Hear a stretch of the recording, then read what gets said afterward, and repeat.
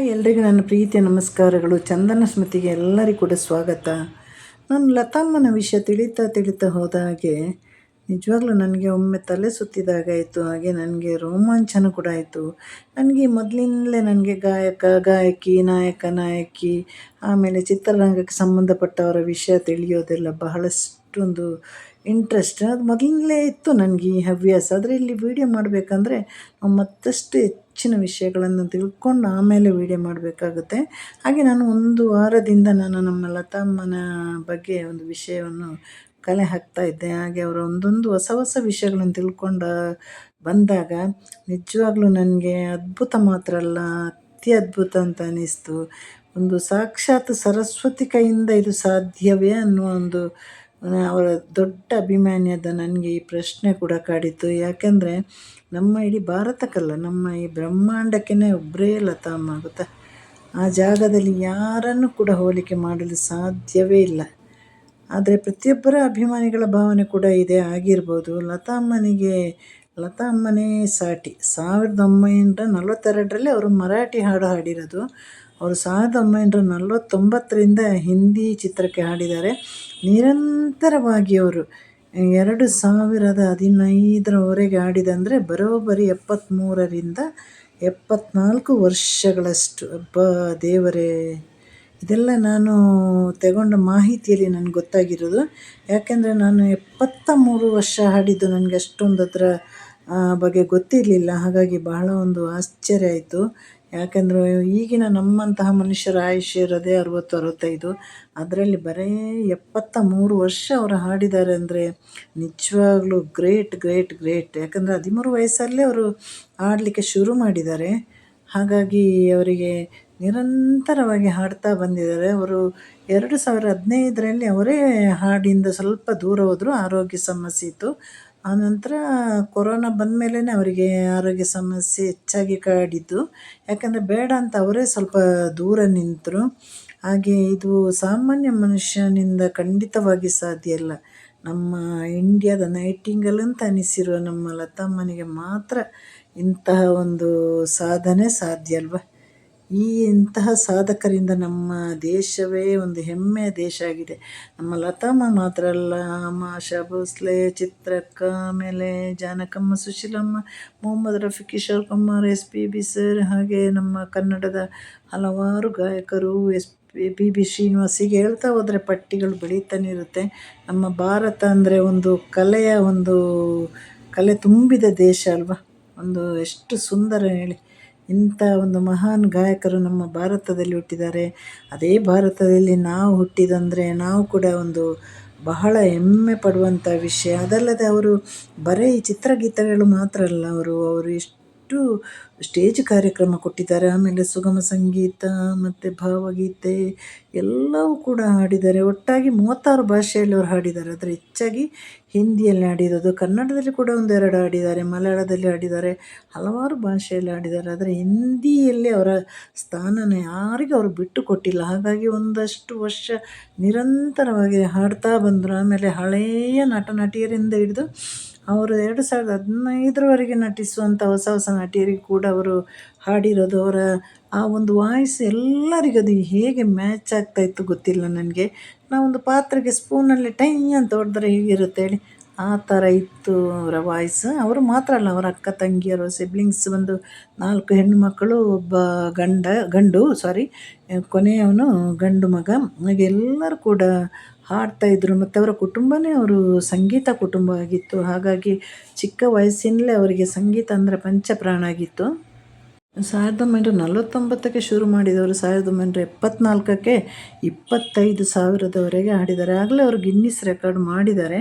ಅನಂತರಲ್ಲಿ ಮತ್ತೆ ಒಳ್ಳೊಳ್ಳೆ ಬೇರೆ ಗಾಯಕಿಯರು ಬಂದ್ರಲ್ವ, ಹಾಗೆ ಒಂಚೂರು ಪೈಪೋಟಿ ಇದ್ರೂ ಇವರಿಗೆ ಬೇಕಾದಷ್ಟು ಕೆಲಸಗಳು ಸಿಗ್ತಾಯಿತ್ತು. ಹಾಗಾಗಿ ಇವರು ಎಲ್ಲಿ ಡ್ರಾಪ್ ಆಗಿಲ್ಲ. ಇವರೇ ದೂರ ಹೋಗಿದ್ದಾರೆ ಅಂದರೆ ಸಂಗೀತ ಇವರನ್ನು ಯಾವತ್ತೂ ದೂರ ಕಳಿಸಿಲ್ಲ. ಅವರು ಸಂಗೀತ ನಿರ್ಮಾಪಕರಾಗಲಿ, ಸಂಗೀತ ನಿರ್ದೇಶಕರಾಗಲಿ, ಅಭಿಮಾನಿಗಳಾಗಲಿ ಯಾರು ಕೂಡ ಅವರನ್ನು ದೂರ ಕಳಿಸಿಲ್ಲ. ಪ್ರತಿಯೊಬ್ಬ ನಟಿಯೂ ಕೂಡ, ಹೊಸ ನಟಿಯರು ಕೂಡ ನಮಗೆ ಅವರದ್ದೇ ಹಾಡುಗಳು ಬೇಕು, ನಾವು ಅಭಿನಯಿಸುವ ದೃಶ್ಯದಲ್ಲಿ ನಮಗೆ ಲತಾಮ್ಮನ ಹಾಡುಗಳು ಬೇಕು. ಮತ್ತು ಅವರ ಹಾಗೆ ಅಲ್ಲ ಅಂದ್ರೂ ಸ್ವಲ್ಪ ಈಕ್ವಾಲಿಟಿಯಾಗಿ ಬಂದಿರೋರು ಶ್ರೇಯಾ ಘೋಷಾಲ್. ಅದಲ್ಲದೆ ಅವರಿಗೆ ಆ ಒಂದು ಪೈಪೋಟಿಗೆ ಯಾರೂ ಬರಲಿಲ್ಲ. ಆದರೆ ವಾಣಿ ಜಯರಾಮಮ್ಮನು ಕೂಡ ಚೆನ್ನಾಗಿ ಆಡ್ತಾಯಿದ್ರು.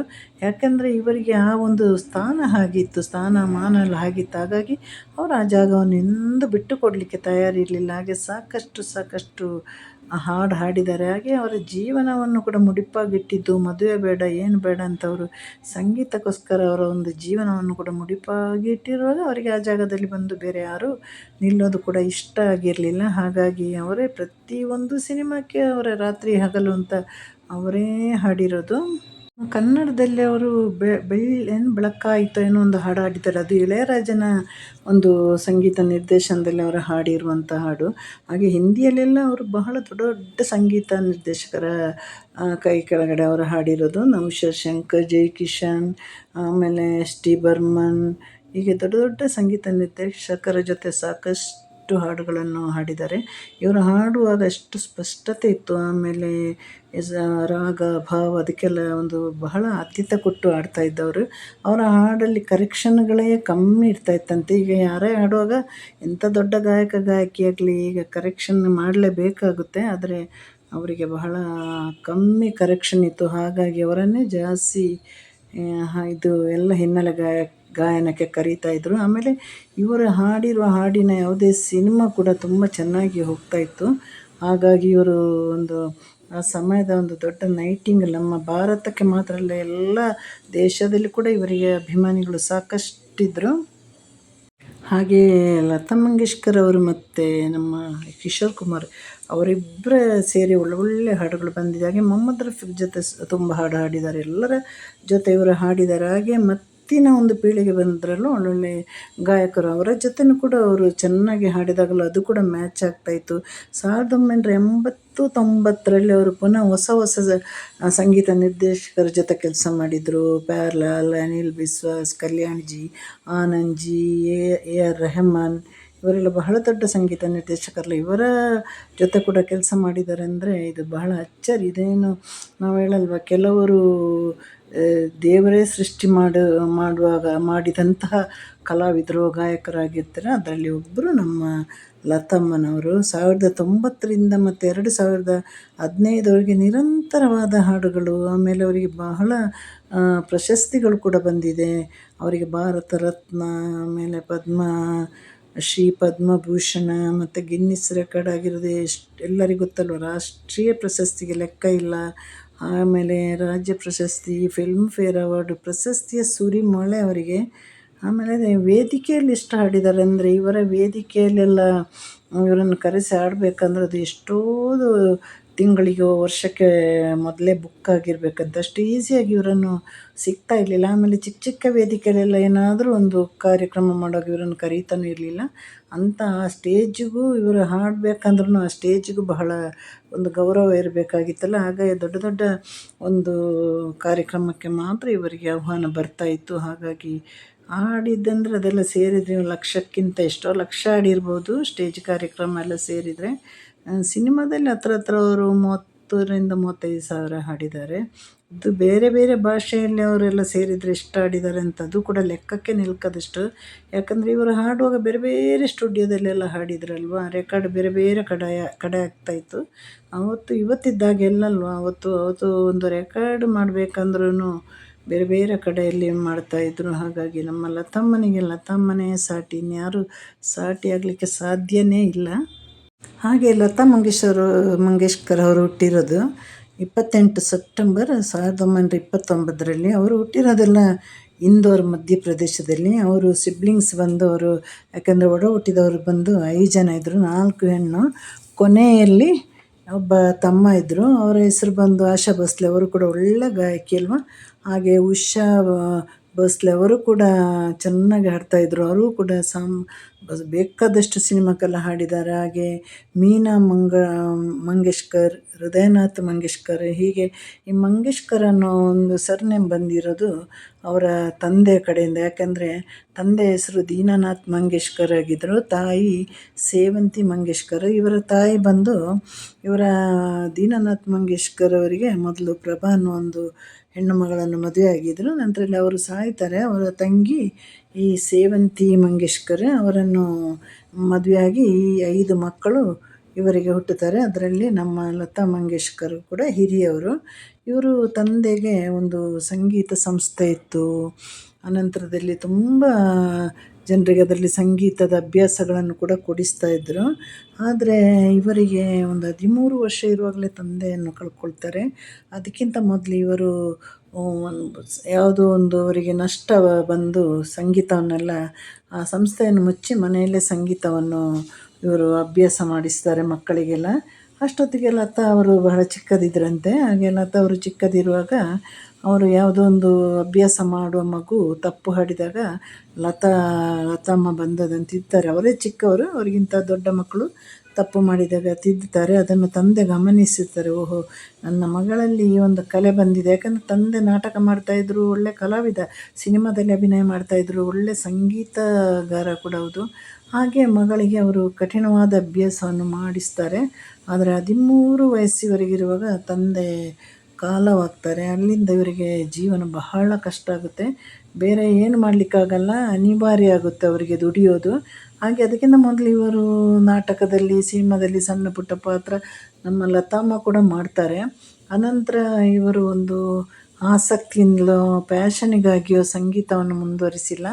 ಇವರು ಹೊಟ್ಟೆಪಾಡು, ಆಮೇಲೆ ಅವರ ಜೊತೆಯಲ್ಲಿ ಹುಟ್ಟಿದವರನ್ನು ಸಾಕಲಿಕ್ಕೆ, ಹಸಿವನ್ನು ನೀಗಿಸಲಿಕ್ಕೆ, ಇದಕ್ಕಾಗಿ ಇವರು ಸಂಗೀತವನ್ನು ಉಪಯೋಗಪಡಿಸಿದರು. ಮೊದಲು ಅವರಿಗೆ ಸಿನಿಮಾಕ್ಕೆಲ್ಲ ಪ್ರಯತ್ನ ಮಾಡುವಾಗ ಅಲ್ಲಿ ಇವರನ್ನು ಕೂಡ ಅವಹೇಳನ ಮಾಡಿದ್ದಾರೆ. ಯಾಕಂದರೆ ಇವರ ಧ್ವನಿಯ ಬಗ್ಗೆ ಕೆಟ್ಟದಾಗಿ ಮಾತಾಡಿದ್ದಾರೆ. ನಂತರದಲ್ಲಿ ಇವರು ಮರಾಠಿಗೆ ಹಾಡಿದ ಮೇಲೆ ಇವರನ್ನು ಹಿಂದಿ ಭಾಷೆಯವರು ಗುರುತಿಸ್ಕೊಂಡಿದ್ದು. ಮರಾಠಿಗೆ ಹಾಡಿರೋದು ಇವರು 42, ಹಿಂದಿಯಲ್ಲಿ ಹಾಡಲಿಕ್ಕೆ ಶುರು ಮಾಡಿದ್ದು ಇವರು 49.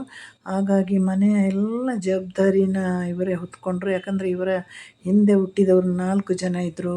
ತಂದೆ ಬೇಗ ತೀರಿ ಹೋದರು, ತಾಯಿ ಗೃಹಿಣಿಯಾಗಿದ್ದರು. ಹಾಗಾಗಿ ಇವರ ದುಡಿಲಿಕ್ಕೆ ಶುರು ಮಾಡಿ ಮಾಡಿ ಮಾಡಿ ಇವರನ್ನೇ ಇವರು ಮರೆತೆಲ್ಲರಿಗೆ ಒಂದು ದಾರಿ ಮಾಡಿಕೊಟ್ರು. ಇವರ ಜೊತೆಯಲ್ಲಿ ಹುಟ್ಟಿದವರಿಗೆಲ್ಲ ಅಂದರೆ ಒಳ್ಳೆ ನೆಲೆಗೆ ಇವರು ಎಲ್ಲರನ್ನೂ ಬಿಟ್ಟರು. ಅದು ಇವರ 2 ತಂಗಿಯವರು ಕೂಡ ಸಿನಿಮಾಕ್ಕೆ ಹಾಡಿದ್ದಾರೆ. ಆದರೆ ಇವರಷ್ಟು ಹಾಡಿಲ್ಲ ಅಂದ್ರೂ ಅವರವರಿಗೆ ಎಷ್ಟೆಷ್ಟು ಸಂಪಾದನೆ ಬೇಕು ಆ ರೀತಿಯ ಮಟ್ಟಿಗೆ ಅವರು ಹಾಡಿದ್ದಾರೆ.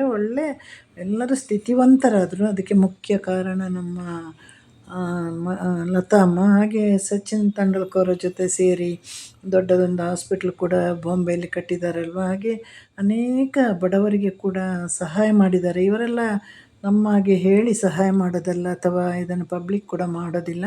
ಹಾಗಾಗಿ ಇವರ ಕೆಲವು ಒಳ್ಳೆಯ ಗುಣಗಳು ಎಲ್ಲಿ ಅದು ಪ್ರಚಲಿತಗೊಂಡಿಲ್ಲ. ಯಾಕಂದರೆ ಇವರಿಗೆ ಪಬ್ಲಿಕ್ ಮಾಡೋದು ಇಷ್ಟ ಆಗಿರಲಿಲ್ಲ.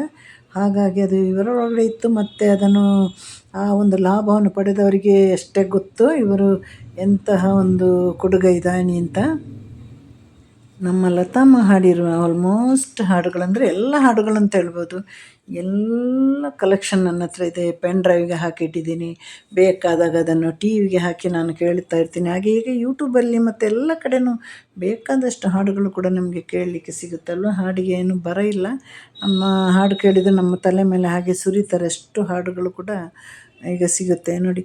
ಆಪಕಿ ನಜರೋं ने समझा एक प्यार का नगमा है, जिंदगी प्यार का गीत है, तुमसे मिलकर न जाने ದಿಲ್ ದೀವಾನ ದಿಲ್ ಮನೇನ ನೋಡಿ. ಇದು ಎಲ್ಲಿಂದ ಎಲ್ಲಿಗೆ, ಹಳೆ ಹಾಡಿಂದ ಎಲ್ಲಿಗೆ ಜಂಪ್ ಆಯಿತು ನೋಡಿ.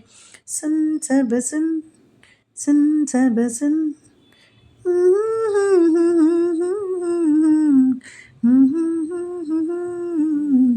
ಸನ್ ಸಬಸನ್. ನಮಗೆ ಲತಮ್ಮನ ಹಾಡು ಹಾಡಿದರೆ ಯಾರಾದರೂ ಮನೆ ಹುಡ್ಕೊಂಡು ಬಂದು ಹೊಡೆದಿಲ್ಲ ಅಂದರೆ ಸಾಕು, ಅದು ನನಗೆ ಭಾಳ ಇಷ್ಟ. ನಾನೇನಾದರೂ ಗುಣಗುಡ್ತಾ ಇರ್ತೀನಿ ನಮ್ಮೆಲ್ಲರ ಹಾಡುಗಳನ್ನು ಕೂಡ. ಪ್ಯಾರಿ ಕಿಯ ತೋ ಡರ್ನಾ ಹೈ, ಪ್ಯಾರಿ ಕಿಯ ತೋ ಡರ್ನಾ ಹೈ ಮೇರೆ ನೈನಾ,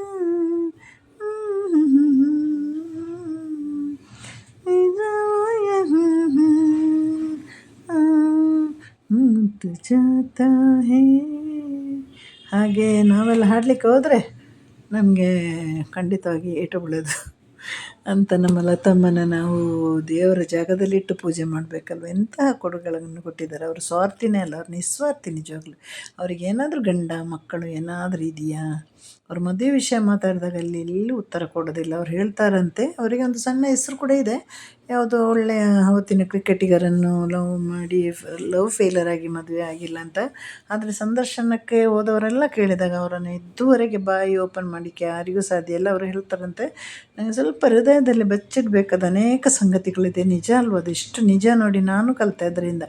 ಹೃದಯದಲ್ಲಿ ಬಚ್ಚಿಡಬೇಕಂತ ಹಲವಾರು ವಿಷಯಗಳು, ಈಗ ಲವ್ ಮಾತ್ರ ಅಲ್ಲ, ಫ್ಯಾಮಿಲಿ ಮ್ಯಾಟ್ರ್ ಆಗಲಿ, ಇನ್ನು ನೋವುಗಳಾಗಲಿ, ಇನ್ನೇನೋ ದುಃಖಗಳಾಗಲಿ, ಸಂತೋಷ ಆಗಲಿ, ನಮ್ಮ ಹೃದಯಕ್ಕೆ ಮಾತ್ರ, ನಮಗೂ ನಮ್ಮ ಹೃದಯಕ್ಕೆ ಗೊತ್ತಿರುತ್ತೆ, ಇನ್ನು ಯಾರಿಗೂ ಗೊತ್ತಿರಲ್ಲ. ಅದನ್ನೆಲ್ಲೂ ಬಿಚ್ಚಿಡಬಾರ್ದು ಅಂತ ಅವರ ಒಂದು ವಾದ ಆಗಿತ್ತು. ಹಾಗಾಗಿ ಅವರಿಬ್ಬರು ಕೂಡ ಮದುವೆ ಆಗಿಲ್ಲ ಅಂತ ಅನಿಸುತ್ತೆ. ಹಾಗೆ ಅದು ಫ್ರೆಶ್ ಲವ್ ಆಗಿ ಇತ್ತು ಕೊನೆ ತನಕ. ಇವರನ್ನು ಲವ್ ಮಾಡಿದವರು ಬೇರೆ ಮದುವೆ ಆಗಿಲ್ಲ, ಇವರು ಕೂಡ ಆಗಿಲ್ಲ. ಹಾಗಾಗಿ ಅದು ಫ್ರೆಶ್ ಲವ್ ಅಂತಲೇ ಹೇಳ್ಬೋದಿತ್ತಲ್ಲ. ಅವರಿಗೆ ಮಕ್ಕಳಿದ್ದಿದ್ದರೆ ಖಂಡಿತವಾಗಿ ಮದುವೆಯಾಗಿ ಮಕ್ಕಳು ಸಂಸಾರ ಎಲ್ಲ ಇದ್ದಿದ್ದರೆ ಅವರ ಮಕ್ಕಳು ಕೂಡ ದೊಡ್ಡ ಗಾಯಕರು ಗಾಯಕಿಯರಾಗ್ತಾಯಿದ್ರು, ಖಂಡಿತವಾಗಿ ಯಾವುದೇ ಸಂಶಯ ಇರಲಿಲ್ಲ. ಆದರೆ ನೋಡಿ, ಒಬ್ಬೊಬ್ಬರ ಜೀವನ ಒಬ್ಬೊಬ್ಬರು ಒಂದೊಂದು ರೀತಿಯಲ್ಲಿ ಖುಷಿ ಕಾಣ್ತಾರಲ್ವ. ಕೆಲವರು ಮದುವೆಯಾಗಿ ಖುಷಿ ಕಂಡ್ರೆ, ಕೆಲವರು ಮದುವೆ ಆಗದೆ ಖುಷಿ ಕಾಣ್ತಾರೆ. ಹಾಗೆ ಅವರ ಮಕ್ಕಳು ಎಲ್ಲ ಅವರ ಹಾಡುಗಳು ಅಂತ ಹೇಳ್ತಾಯಿದ್ರು. ನಮ್ಮ ಸಾಲು ಮರದ ತಿಮ್ಮಕ್ಕ ಹೇಳ್ತಾಯಿದ್ರಲ್ಲ, ನನ್ನ ಮಕ್ಕಳು ನಾನು ಬೆಳೆಸಿದ ಮರಗಳು. ಹಾಗೆ ಇವರು ಹೇಳ್ತಾಯಿದ್ರು ಅಂತ, ನನ್ನ ಮಕ್ಕಳಂದರೆ ನನಗೆ ನಾನು ಹಾಡಿರುವ ಹಾಡುಗಳು. ಹಾಗಾಗಿ ಅವರ ಒಂದೊಂದು ಹಾಡುಗಳು ಕೂಡ ಕೊನೆ ತನಕ ಅವರಿಗೆ ನೆನಪಲ್ಲಿತ್ತು. ಆಮೇಲೆ ಅವರು ಅದನ್ನು ಬಹಳ ಗೌರವದಿಂದ ಅವರೆಲ್ಲ ಹಾಡುಗಳನ್ನು ಕಾಣ್ತಾಯಿದ್ರು ಅವರು. ಹಾಗೆ ಅವರಿಗೆ ಶಾಲೆಯ ವಿದ್ಯಾಭ್ಯಾಸ ಬಹಳಷ್ಟು ಕಮ್ಮಿ ಇದೆ ಗೊತ್ತಾ. ಇವರು ಅಕ್ಕ ತಂಗಿಯರಲ್ಲಿ ಶಾಲೆಗೆ ಹೋಗ್ತಾಯಿದ್ರಂತೆ. ಅಲ್ಲಿ ಒಂದು ಸಲ ಅವರ ಟೀಚರ್ ಯಾರೋ ಬೈದರು ಇವರಿಗೆ. ಆಮೇಲೆ ಶಾಲೆ ಬಿಟ್ಟವರು ಶಾಲೆ ಕಡೆಗೆ ಅವರು ಮುಖ ಮಾಡಿಲ್ಲ. ಹಾಗೆ ಶಾಲೆ ಕಡೆಗೆ ಮುಖ ಮಾಡೋದಕ್ಕೆ ಸಂಗೀತವನ್ನು ಆಳವಾಗಿ ಅಭ್ಯಾಸ ಮಾಡಿದರು. ಹೇಗೂ ಅದು ರಕ್ತಗತವಾಗಿ ಅವರ ಹತ್ರ ಇತ್ತು. ಆಮೇಲೆ ಅದನ್ನು ಶಾಲೆಗೆ ಹೋಗದ ಕಾರಣ ಅವರು ಅದನ್ನು ಆಳವಾಗಿ ಅಭ್ಯಾಸ ಮಾಡಿ, ಅವರು ಏನು ಹೇಳಿದ್ದು, ನಮ್ಮ ಒಂದು ಏನು ಹೇಳೋದು, ಈ ಭೂಮಿ ಇರುವ ತನಕ ಅವರು ಇರೋದಂಥವರ ನೆನಪು, ಅವರ ಹಾಡುಗಳು ಎಲ್ಲವೂ ಕೂಡ ಶಾಶ್ವತ ಅಲ್ವ. ಇದಕ್ಕಿಂತ ದೊಡ್ಡ ಸಾಧನೆ ಬೇಕೇ? ಖಂಡಿತವಾಗಿ ಬೇಡ. ಹಾಗಾಗಿ ನಾವು ಲತಮ್ಮನ ಎಲ್ಲರೂ ಕೂಡ ನೆನಪು ಮಾಡಬೇಕು. ಅದು ಕನ್ನಡ ಭಾಷೆ, ನಮ್ಮ ಮಲಯಾಳ ಭಾಷೆ, ಹಿಂದಿ, ಮರಾಠಿ, ತೆಲುಗು ಹಾಗೆಲ್ಲ ಇಲ್ಲ. ಹಾಡಿಗೆ ಯಾವ ಭಾಷೆಗಳು ಕೂಡ ಇರೋದಿಲ್ಲ ಅಲ್ವ. ಹಾಡಂದರೆ ಕಲೆಗೆ, ಯಾವುದೇ ಕಲೆ ಆಗಲಿ, ಸಿನಿಮಾ ತಗೊಂಡೋದಾಗ ಅದಕ್ಕೆ ಒಂದೇ ಇರೋದು, ಸತ್ಯ ಮಾತ್ರ ಅದರ ಭಾಷೆ ಅಲ್ವ. ಸತ್ಯ ಮತ್ತು ನ್ಯಾಯ ನಮ್ಮ ಎಲ್ಲ ಕಲೆಯ ಭಾಷೆ. ಹಾಗಾಗಿ ನಾವೆಲ್ಲರೂ ಕೂಡ ನಮ್ಮ ಭಾರತದಲ್ಲಿ ಇರುವಂತಹ ಕಲೆಗಳನ್ನು ಗೌರವಿಸಬೇಕು, ಕಲಾವಿದರನ್ನು ಗೌರವಿಸಬೇಕು. ಇಂತಹ ಒಳ್ಳೆ ಹಾಡು ಕೊಟ್ಟಂತಹ ಮಹಾನ್ ಗಾಯಕ ಗಾಯಕಿಯರನ್ನೆಲ್ಲ ನಾವು ತಲೆಯಲ್ಲಿಟ್ಟು, ಖಂಡಿತವಾಗಿ ಅವರ ಚಪ್ಪಲ್ ಕೂಡ ನಮ್ಮ ತಲೆಯಲ್ಲಿಟ್ಟು ಮೆರೆದರೂ ಕೂಡ ನಮಗೆ ಅದು ಕಮ್ಮಿ ಆಗಲ್ಲ. ಹಾಗಾಗಿ ಇವತ್ತು ನಾವು ಏನಾದರೂ ಬೇಜಾರಾದರೆ ನಾವು ಕೇಳೋದೇನು ಹೇಳಿ, ಇವರ ಹಾಡುಗಳನ್ನಲ್ವ. ಪ್ರತಿಯೊಬ್ಬರು ಗಾಯಕರ ಹಾಡುಗಳನ್ನು ಕೇಳ್ತೀವಿ, ನಮಗೆ ಸ್ವಲ್ಪ ಎಲ್ಲ ಸಮಾಧಾನ ಆಗುತ್ತೆ. ಮನಸ್ಸಿಂದ ಕಣ್ಣೀರು ಸುರಿಸ್ಬೇಕಂದ್ರೂ ಕೆಲವು ದುಃಖದ ಹಾಡುಗಳನ್ನು ಕೂಡ ಕೇಳಬೇಕಾಗುತ್ತಲ್ಲ. ಅದಕ್ಕೆಲ್ಲ ನಮ್ಮ ಇಂತಹ ಮಹಾನ್ ಗಾಯಕರೇ ಕಾರಣ. ಹಾಗೆ ಸಂಗೀತ ನಿರ್ದೇಶಕರು, ಅದಕ್ಕೆ ಸಂಬಂಧಪಟ್ಟ ಎಲ್ಲ ವ್ಯಕ್ತಿಗಳು ಕೂಡ ಕಾರಣ. ಅದು ಅಲ್ಲದೆ ಬಹಳ ತುಂಟಿ ಹುಡುಗಿ ಅಂತ ಚಿಕ್ಕದಿರುವಾಗ ಈ ನಡೆಯದ ಕಾಯಿನ್ ತಗೊಂಡೋಗಿ ಅಲ್ಲಿ ಡಬ್ಬದಲ್ಲಿ ಹಾಕಿ ತಿಂಡಿ ತಗೊಂಡು ಬರೋದು, ಈ ಥರ ಎಲ್ಲ ಮಾಡ್ತಾಯಿದ್ರು. ಮತ್ತು ಇವರು ಇಷ್ಟು ಮುಂದುವರಿಲಿಕ್ಕೆ ಕಾರಣ ಅಂದರೆ ಇವರ ಪರಿವಾರವೇ ಒಂದು ಸಂಗೀತಾಲಯ ಗೊತ್ತಾ. ಎಲ್ಲರೂ ಅಲ್ಲಿ ತಂದೆ ಅಷ್ಟು ಮಕ್ಕಳಿಗೆ ಕೂಡ ಒಳ್ಳೆ ಸಂಗೀತ ಬೇಗ ತಲೆಗೆ ಹತ್ತಾಯಿತು. ಹಾಗೆ ಮನೆಯಲ್ಲಿ ಇವರು ಮಕ್ಕಳಿಗೆ ಕಲಿಸೋದನ್ನೇ ನೋಡಿ ಬೆಳೆದವರು. ಹಾಗಾಗಿ ಮತ್ತಷ್ಟು ಇವರಿಗೆ ಅದು ಹಾಡೋದಕ್ಕೆಲ್ಲ ಬಹಳ ಸುಲಭ ಆಯಿತು. ಒಂದು ಸಂಗೀತದ ಒಂದು ಪರಿಸರದಲ್ಲೇ ಬೆಳೆದಾಗ ಅವರಿಗೆ ಅದೇನು ಸಂಗೀತ ಹೊಸತು ಅಂತ ಅನಿಸಲ್ಲ. ಅದರಲ್ಲೇ ಬೆಳೆದು ಮತ್ತೆ ನೋಡಿದರೆ ಇನ್ನೂ ಖಂಡಿತವಾಗಿ ಇಂಥ ಗಾಯಕಿಯರು ಹುಟ್ಟೋದಿಲ್ಲ. ಮತ್ತು ಮುಂದೆ ವಯಸ್ಸಾಗುವಾಗ ನಮ್ಮ ಶ್ರೇಯಾ ಘೋಷಾಲ್ ಕೂಡ ಈ ಲೆವೆಲ್ಗೆ ಬಂದರೂ ಬರ್ಬೋದು, ಹೇಳಲಿಕ್ಕಾಗೋದಿಲ್ಲ. ನಾವೆಲ್ಲರೂ ಹುಟ್ಟುವ ಮೊದಲು ಇವರೊಂದು ಹಾಡು ಹಾಡಿರೋದು, ಅದು ಕಾರ್ಗಿಲ್ ಯುದ್ಧದಲ್ಲಿ ಆ ಸಮಯದಲ್ಲಿ ಇವರು ಹಾಡಿದಂತೆ. ನಮ್ಮ ಜವಾಹರ್ಲಾಲ್ ನೆಹರು, ಇಂದಿರಾ ಗಾಂಧಿಯ ತಂದೆಯವರು ಕೂಡ ಬಹಳ ಕಣ್ಣೀರಾಗಿದ್ದರಂತೆ. ಇವತ್ತು ಆ ಹಾಡು ಕೇಳುವಾಗ ಕಣ್ಣೀರು ಎಲ್ಲರೂ ಕೂಡ ಆಗ್ತಾರೆ. ಇವತ್ತು ಕೂಡ ನಮ್ಮ ಇಂಡಿಪೆಂಡೆನ್ಸ್ ಡೇಗೆ, ಆಮೇಲೆ ಕೆಲವು ನಮ್ಮ ಸೈನಿಕರು ಆ ಕಡೆ ಗಡಿಯಲ್ಲಿ ಗೆದ್ದಾಗ ಅಥವಾ ವೀರ ಮರಣ ಅಪ್ಪದಾಗೆಲ್ಲ ಈ ಹಾಡುಗಳೇ ಹೆಚ್ಚಾಗಿ ಬರುತ್ತೆ, ಎಲ್ಲರಿಗೂ ಗೊತ್ತಲ್ವ. ಈ ಮೇರೆ ವತನ್ ಕೆ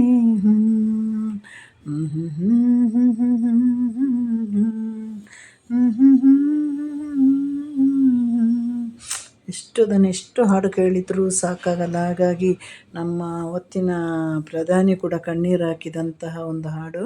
ಅವಾಗೆಲ್ಲ ನಾವು ಹುಟ್ಟಿಲ್ಲ, ಆದರೆ ಆ ಹಾಡನ್ನು ಯಾರು ಬರೆದವರಿಗೆ ದೊಡ್ಡ ಸಲಾಮ್, ಆಡಿದವರಿಗೆ ದೊಡ್ಡ ಸಲಾಮ್. ಇವತ್ತಿಗೂ ಅದು ಚಾಲ್ತಿಯಲ್ಲಿರುವಂಥ ಹಾಡು.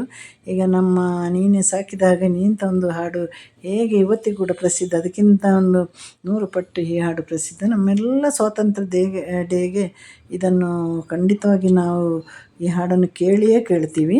ಹಾಗೆ ನಮ್ಮ ಇವತ್ತಿನ ವಿಡಿಯೋ ಭಾರತದ ಸ್ವರ ಕೋಗಿಲೆ ನಮ್ಮ ನೈಟಿಂಗಲ್ ಲತಾ ಮಂಗೇಶ್ಕರ್ ಅವರದ್ದಾಗಿತ್ತು. ನೋಡಿದ್ದಕ್ಕೆ ನಿಮಗೆ ಎಲ್ರಿಗೂ ಕೂಡ ಧನ್ಯವಾದಗಳು. ಹಾಗೆ ಲೈಕ್ ಮಾಡಿ, ಶೇರ್ ಮಾಡಿ, ಆಮೇಲೆ ಕಮೆಂಟ್ ಮಾಡಿ. ತಪ್ಪಿದರೆ ಖಂಡಿತವಾಗಿ ತಿದ್ದಬಹುದು, ಏನು ಬೇಸರ ಇಲ್ಲ. ಯಾವ ರೀತಿ ಕಮೆಂಟ್ ಹಾಕಿದರೂ ಓಕೆ. ಲತಾ ಮಂಗೇಶ್ಕರ್ ಅನ್ನೋದು ಬರೀ ಹೆಸರು ಮಾತ್ರ ಅಲ್ಲಲ್ವ, ನಿಮ್ಮೆಲ್ಲರ ಹೃದಯದಲ್ಲಿ ಒಂದು ಶಾಶ್ವತವಾಗಿ ಉಳಿಯುವಂತಹ ಧ್ವನಿ. ನಾವು ಇವತ್ತೋ ನಾಳೆಗೆ ನಾವು ಹೋದರೂ ಹೋಗ್ಬೋದಾದರೆ ಆ ಧ್ವನಿಗೆ ಯಾವತ್ತೂ ಮರಣ ಇಲ್ಲ. ಹಾಗಾಗಿ ಅದು ನಿರಂತರ ನಮ್ಮ ಈ ಭೂಮಿ ಇರುವವರೆಗೆ ಈ ಧ್ವನಿ ಹಾಗೆ ಭೂಮಿ ಮೇಲೆ ಇರುತ್ತೆ. ಹಾಗಾಗಿ ನೀವೆಲ್ಲರೂ ಕೂಡ ನನ್ನ ಈ ವಿಡಿಯೋಗೆ ಸಪೋರ್ಟ್ ಮಾಡಿದರೆ ಮತ್ತಷ್ಟು ನಾನು ಕಲಾವಿದರ ಬಗ್ಗೆ ಒಂದು ಒಳ್ಳೆಯ ವಿಡಿಯೋ ಮಾಡಿಕೊಂಡು ಬರ್ತೀನಿ. ನಿಮ್ಮದೆಲ್ಲ ಪ್ರೀತಿ ಸಪೋರ್ಟ್ ಹೀಗೆ ಇರಲಿ. ಎಲ್ರಿಗೂ ಕೂಡ ಟಾಟಾ ಬಾಯ್, ಸಿ ಯು, ಟೇಕ್ ಕೇರ್.